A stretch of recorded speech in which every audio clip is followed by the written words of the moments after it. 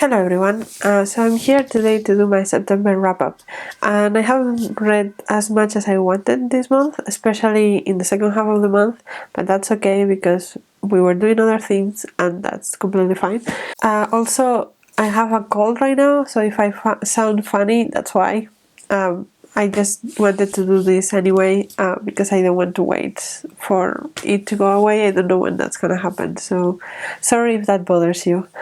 But yeah, let's get into the books. The first book that I finished was The Lincoln Highway by Amor, Towles, and I read this because it's part of the finals of the Booktube Prize on the fiction category. I have been judging the translated fiction, so I can talk about this one. And honestly, I didn't think that much about this one. It was trying to be like the great American novel, but it was not really that interesting.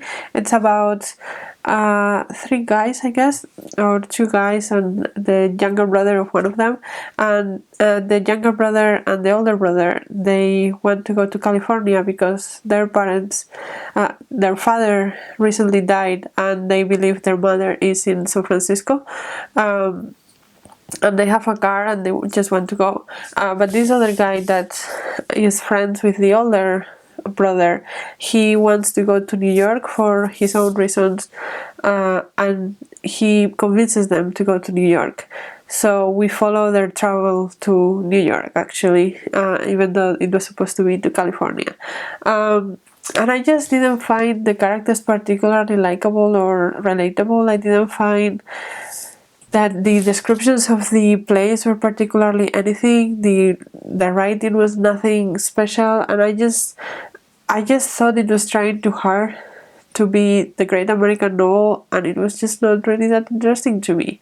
So yeah, unfortunately I didn't like that one.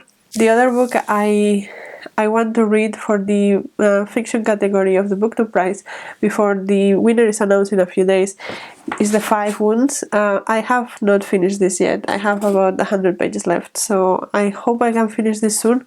But yeah, I am not going to talk about that one because I haven't finished it yet.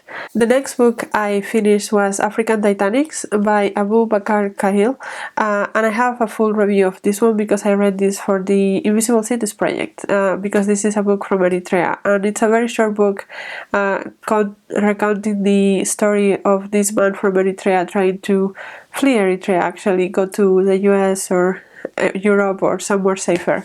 And yeah, I like this one. I think it didn't give me a particularly good idea of Eritrea, but at the same time I know a lot of people from Eritrea have fled the country because it's very unstable politically, so it gave me the experience of that side of the Eritrean people, and it was fine. It was fine. I think it's very good to pair with something a little bit more in depth, like the Fourth Time We Drown, which is a non-fiction about crossing the Mediterranean from Africa to Europe, and I thought that was a lot more impactful, for example, even though it's not particularly from Eritrea and it's written from a European person but being critical of Europe. So I would recommend that better, or like together with African Titanics. But yeah, if you want to know anything more about that book, I have a full review of it. The next one I also have a full review of it is Two Trees Make a Forest by Jessica Lee, which is from Taiwan, and this one was both for Invisible Cities and for the Book Naturalist book Khaal, and this is sort of a memoir of the author. So the author, I believe, grew up in Canada, but her family is from Taiwan, and she goes back to Taiwan and kind of explains a lot about the country, particularly focused on the nature of the country, which I found very interesting because I didn't know anything about the nature of Taiwan.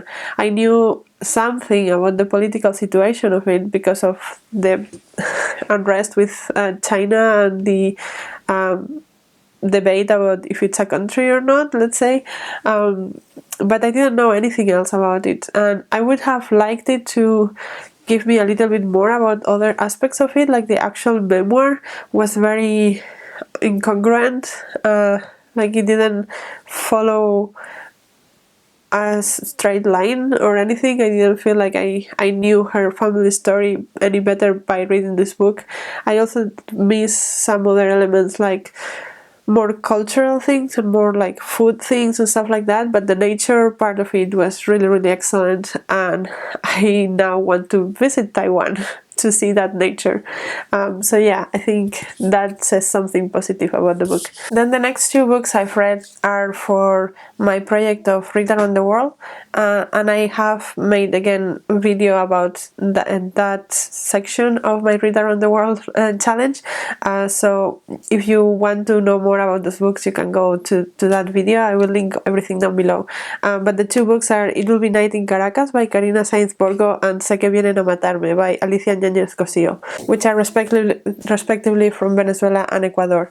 So It Will Be Night in Caracas was okay. Actually both of them were okay, but It Will Be Night in Caracas is about a woman that lives in Venezuela, and there's a lot of unrest because there is a huge recession and people are actually dying from hunger, and she has a relative in Spain, so she can get nationality and move to Spain, and it's about her struggles trying to do that. And Sé que vienen a matarme, it's about Gabriel García Moreno, which was a dictator in the country quite some time ago. And yeah, it was, I guess it was more interesting in some ways because we learned more about this person that I didn't know about. I had no idea about the history of Ecuador. So in that sense, I think that this one gave me a more interesting side of things. But in the writing style was the part that it was lacking for me. It was almost written as a non-fiction, and it was very detached, and I didn't feel connected. It sometimes felt like a chore to read this book, even though I did learn things from it. Then the next book I read is another for my Read Around the World project, but this one is for the next installment, let's say, of my videos about the Read Around the World project, and that is Our Dead World by Liliana, Colanzi, and this was for Bolivia, and it's a series of short stories. There's a huge range of stories between indigenous people, sci-fi, all kinds of things. Some of the stories were good. I'm particularly not someone that loves short stories. I think they are a little bit too short for me to get something meaningful out of them.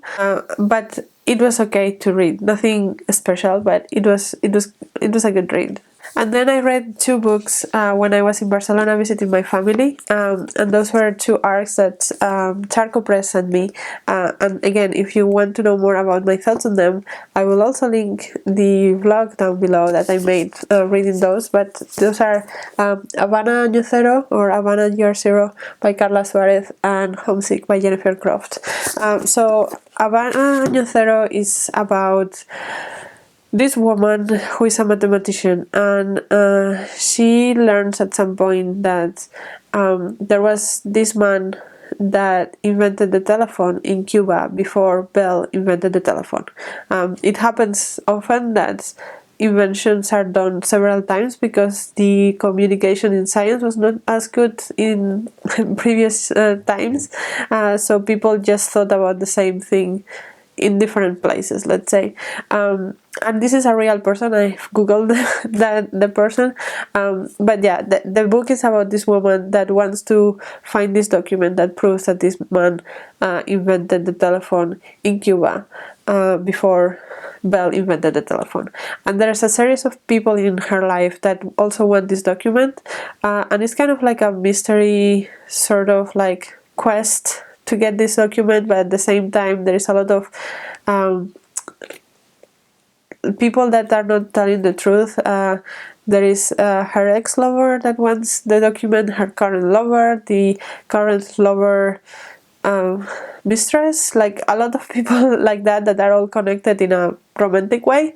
I didn't love the part in which they were all romantically involved. That was a little bit of a stretch for me, but as a mystery kind of thing, it was fun to read, and I enjoyed also the maths that were thrown here and there in the book when it's connected to the life. I enjoyed that part. And then the other book was Homesick by Jennifer Croft, which is sort of like, it's not a memoir, but it's maybe I don't know if you would call it autofiction. I don't know enough about Jennifer Croft's life to say it's autofiction, but it is. There are some elements that are based on her life, and you can clearly see that if you know anything about her. Like the character at the end goes to study Polish and Spanish, and Jennifer Croft is a translator of Polish and Spanish, so I could assume that that is based on her life. But yeah, this is about Amy and Zoe. I think, yes, Zoe, who are sisters, and Amy is the older one and Zoe is the younger one, and Zoe gets sick. So a lot of the childhood of both of them is surrounded about Zoe's sickness, and Amy struggles a lot with that, and at some point she wants to get out of all of that, and she ends up going to college really young, like at 15, and we also see like how difficult it is for her to go to college at that time, and the things that she does, and the struggles that she has with herself about what she's doing in college, and also how her relationship with her sister evolves. Like they were really, really close, and then they get distance, and then they get close again. And yeah, it's an interesting book. It's also written in very short chapters and very big headings that are kind of part of the story as well. And I like the way it was told, the story. I think the coming of age part of it was quite genuine, so I appreciated that. I don't think it's a story that necessarily is going to stay with me forever, but I do remember clearly things about this book that I don't remember from other books I recently read, so it has stayed with me more than average. And I found it very, very readable. Like as I said, the chapters flew through, and I found it a very engaging story, and a very emotional story, not trying to manipulate you, but actually emotional, which makes me think that a lot of things are based on her life, because otherwise it's difficult for her to be so truthful in a way. So yeah. And then the last book that I read this month is the Doctors Blackwell, How Two Pioneering Sisters Brought Medicine to Women and Women to Medicine by Janice NImura, which is a non-fiction about the Doctors Blackwell, which are the first two women doctors in history as far as we know. Probably there were someone before, but these ones are the first ones that in a Western context went to university as identifying as women and studying medicine and making men accepting women in medicine. And this one was there were some interesting facts in this book. There was also a lot of analysis of the misogyny of the time, of course. They ended up specializing in gynecology and OBGYN kind of stuff, because I guess men consider that's the only part that they will ever be interested in medicine, which, yeah, has all of the problems, but I mean that was the times, and that's how it was. But I just found that the writing itself was kind of dense, and I can imagine that these two women were super interesting characters themselves, and I don't think the book did justice to that side of it. I don't think it was, I mean, maybe it was not trying to be narrative non-fiction, but it definitely wasn't. So it just made it very dense and very difficult to read. Like, not like difficult like I didn't understand, but difficult as in it did feel like a chore sometimes. Like I had to tell myself, you have to pick up this book again to finish it, rather than me wanting to know more, because just the way it was written, it was not particularly enjoyable. Not that there was anything particularly wrong with it either, but it didn't make these two women in such a real interesting characters that I would imagine they would be, to be the first two women to be doctors. But yeah, it's not a bad book, but it's just not as engaging as it could be. So yeah, those are all the books that I read this month. Let me know if you have read any of them or you're interested in any of them, and let me know what you read this month. And until next video, bye!